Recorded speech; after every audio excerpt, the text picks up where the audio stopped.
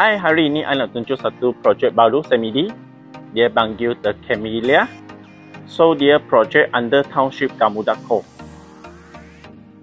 So, bila masuk sini ada 10 kaki punya tanah.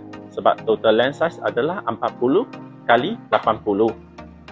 Dalam punya build up akan dapat 3000 square feet.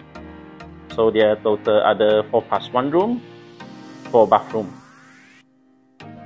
So, ini yang kita punya bilik bawah.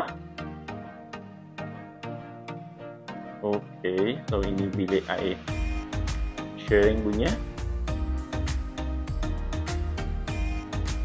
So, untuk belakang sini dia ada satu utility room.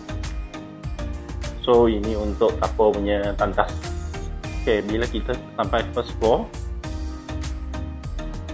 so dia punya living hall banyak luas.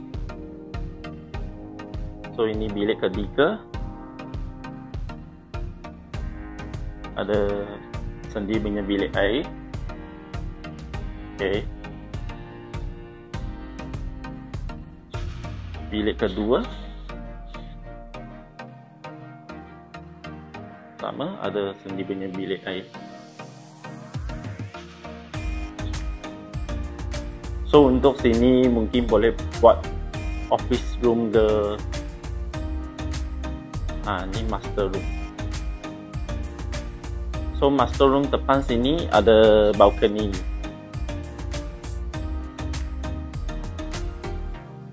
Okey. Ini master bath.